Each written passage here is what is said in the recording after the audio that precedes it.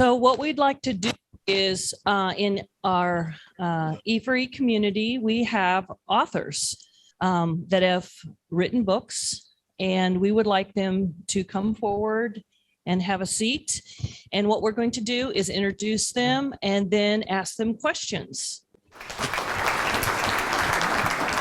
We'd like to go down the row, and I would like you to say your name, the name of your company, and the name of your book. And I'm going to throw in a new one here. Let us know if it's a soapbox, a struggle, a system, or a social, if you know. And also, when you're asking questions, you can direct to a particular author. And then authors, you're free to answer the question as well, even if it's not directed at you, if you have something to add. All right. Know the rules? Here we go. Karen Fox. The book that I'm part of is The Clarity Out of Chaos. It was an anthology through Kathy Davis, and my part is a struggle. Dale Furtwängler. My book is Pricing for Profit, and it is instructional. I've forgotten what the fourth is. Oh, soapbox, struggle, system. System. Okay. Or social. I'm Thea Carell, Jump for Joy Press, and my book is The Land of Ampersand, Where Imagination Runs Wild. And I'm not sure what category it falls into, Kathy. Social. Social. The first book was published by Skyhorse Publishing, and it is The Art of Barter. And I think of it as educational, which is instruction. It's a system, okay? The second book is Contacts, Connections, Collaboration, and it's all around systems to maintain relationships and things like that, and that one was self-published. Let us know your name. I don't have one. Karen Hoffman. So I'm Les Landis, Landis and Associates, and the title of my book is Getting to the Heart of Employee Engagement. And as most business books do, I also have a subtitle that explains what the hell that means, and which is the power and purpose of imagination and free will in the workplace. And as I was looking at those four things, I said, I think it's all of them. And but I think mostly struggle and system. And I'm Steve Denny, and our book, and I say our because I'm co-writing a series of books with various co-writers, and the title is You Don't Know What You Don't Know. And then each book has a separate subtitle, which gets to the purpose of the specific book. And all of them are basically a system. Awesome. Thank you. And I do want to let everyone know that the books are at the back, and feel free to check them out and talk to the authors afterward if you're interested. So let's go ahead and start taking some questions. I'll open it up. All right, fair. What made you decide to write a book? Yeah, I think for me, it really was, I had to get it out of me. I've been thinking about all of these ideas and what was really required in order to get people really fully engaged in the workplace, and also if I had to rewrite the script of my life, I probably would have been a Hollywood screenwriter. So what I wrote was really a business fable.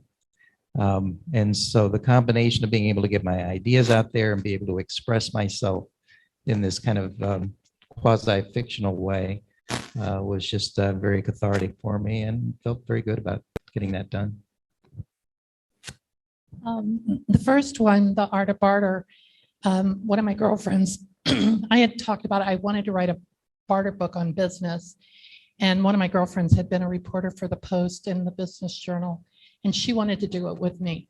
And so that's how we got into our first book. But when it was set out to the different publishers, which is what she did, we got a lot of interest till they saw that the market wasn't big enough for them. And they asked if we would do not a book on business barter, but a book on individuals bartering. And I told Shara, no. I said, I don't want to do that. I want to do the one on business. She goes, they're going to pay us. We're going to hang out together.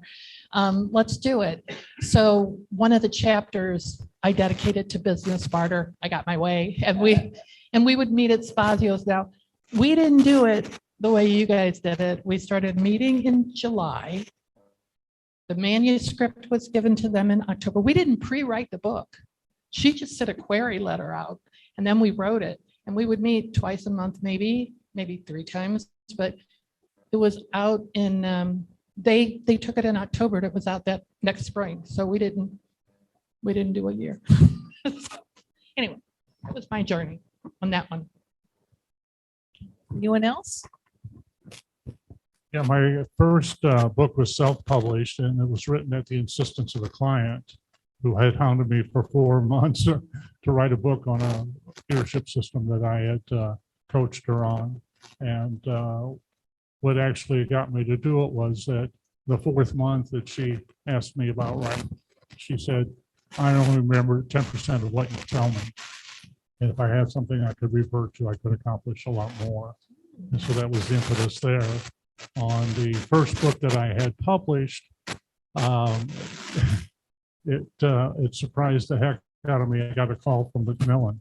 They were writing a series of books and wanted me to write a book, 10-minute guide to performance appraisals. And when I asked them how they found me, they said, well, you've been writing for a newsletter for the HR Association. And they called the president looking for authors, said, people like what you write. That's how I got the call.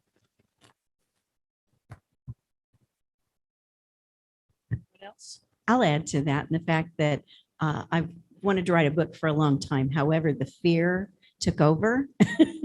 And so being a part of an anthology with Kathy took the fear out of it. You know, that going into it, I was still fearful. Am I still going to be able to do this part of mine?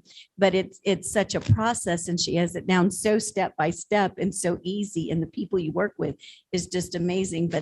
But doing an anthology lets you put your toe in the water and see if you can handle it and know that you can go on and do more.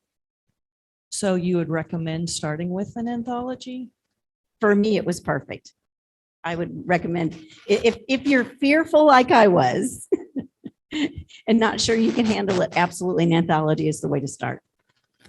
Cynthia? I actually started with an art journal of 60 illustrations. And then a dear friend said to me, you know, that would make a great coffee table book. And so, of course, the first person I thought of calling was Kathy Davis, because I knew you could make that happen for me. And so it's actually the writing part that was the most challenging. It was to write the introduction and the conclusion around that. I tried to make it difficult for myself because I thought it had to be really serious, even though the illustrations were whimsical.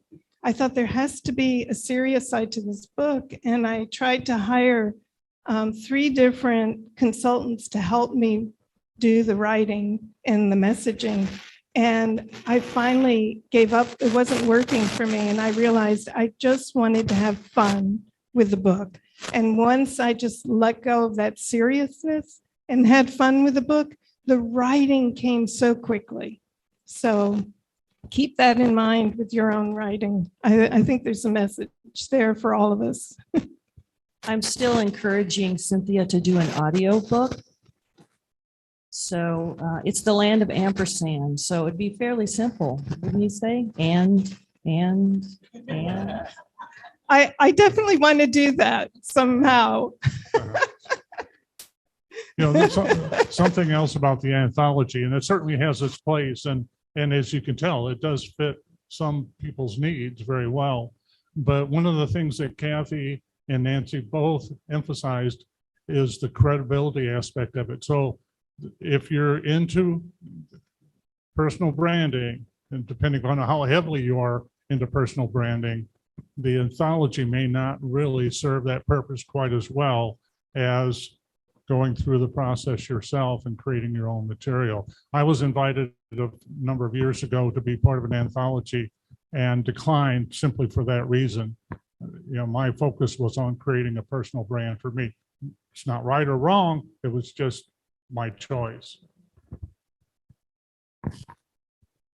Questions? Well, I'll go ahead. You ask the question and I'll go ahead and repeat it. Yeah.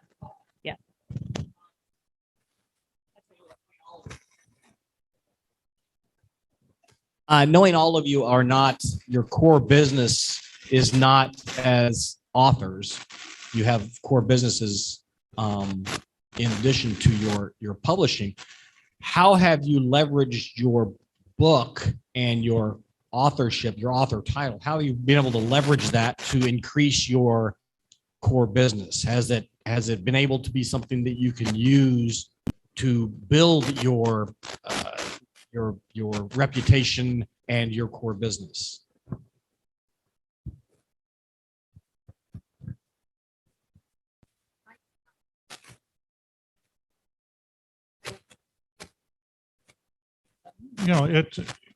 It serves as a foundation, as both Nancy and Kathy have indicated, for what you do. So as a consultant, with my beginning of my career was consulting. The three things that clients typically said that they would hire people for, hire consultants for, was number one, from a trusted advisor recommendation. Number two was if they couldn't find a trusted advisor who knew a consultant, they might go to somebody at a similar position in a non-competing company and see if they knew of somebody. If they saw something or read something that you had written, they would hire you. If they heard you speak and liked what you said, they would hire you. Well, the writing provides you material then for speaking. So as you go out and present, and they said everything else in the way of marketing just ended up in the round file. So, on that basis, when you write, number one, you have the credibility because you're an author, which people tend to want to have speakers who are authors. And then you use the material from your book in the presentations. And when it resonates with people in the audience, then they hire you.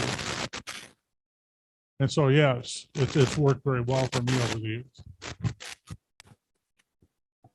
So, just picking up on what both Kathy and Nancy were saying is that I never really, I don't know, maybe at the beginning, I didn't really think I'm going to sell thousands of books. That wasn't my intention. It was to really get the book published and then find different ways that I could get it out to people. And so different ways that I do, I literally take it with me to prospective client meetings, give a copy away. I have it online now. I'm actually giving the book away. I have a bookmark that I've created that I give to people. And on the back, there's a link down there so you can download the PDF of the book if you want. So the purpose is just to continually find different ways that you can get it out there. And frankly, I'm giving it away anymore. I don't care if anybody, spends $29 or whatever it is on Amazon to buy the book. So just find different ways to give it away. It's worth $29. I was just going to piggyback real quick with what Dale had mentioned, is that one of the opportunities you have with a book is that people will keep a book on a bookshelf. They'll let your business card go in the trash. And one of our authors, who was a national keynote speaker, was saying he got, a six-figure speaking engagement for a conference because someone had heard him speak at another conference, got his book, put it on their bookshelf, and they opened it up to his bio in the back of the book, and it had contact information in it. So key components there that, if that's a route you want to take, it's a great calling card. It's a great business card because they'll keep a book before they'll keep your business card. Question for the panel. How important is stick-to-itiveness to having that in terms of completing a book? Is that an important characteristic for the author? Yeah, for me, it's fairly easy because I enjoy writing. So I don't, it's not a chore for me. I do a lot of writing. I write a weekly blog. So it just comes naturally. It's not a real challenge. And I know that, I'm the exception to the rule typically, but yeah. I'm the opposite of that. I do not like to write. So I needed Kathy with deadlines for me on a regular basis. So I like to write and do a lot of writing. I learned I'm not a very good writer. And that I use passive voice way too much. So I learned a lot of the technical side of it. And frankly, Bill, I would have never gotten it done if I didn't have somebody holding me accountable to it. As I said, I wrote, the majority of the manuscript, which I thought I could send and start the process. And it didn't work. There's so much that Kathy and Nancy didn't say. There's so much involved in really getting a product that you're proud of out. It takes work, but man, is it satisfying once it's done. So we have time for about one more question, and I want to open it up to anybody on Zoom. Anyone on Zoom? Raise your hand. All right, I'm not seeing that. So I think my question is quick. Did it still feel like your work at the end? If you started with something and had to change so much? So I will say that editors are worth their weight in gold, right? So I was initially surprised that I felt like some of my voice was taken out of it, but frankly, I think the product turned out better at the end of the day. wonderful. Yeah, I had 2 books published by major publishing houses. So I had very good editor. One of the criteria in my mind for a good, don't change your style. They help you add clarity to what you're saying. And there were a couple of times where in each book where they suggested a change in language, and it would have made it a lot more succinct, a lot clearer. But I remember one instance in particular, I said, yes, I understand that, and I can live with that, but I really wanted to get that emotion into, and the response was fine, we'll leave it alone. So a really good editor will improve your work, but will not change your work. Thank you so much, authors. Thank you.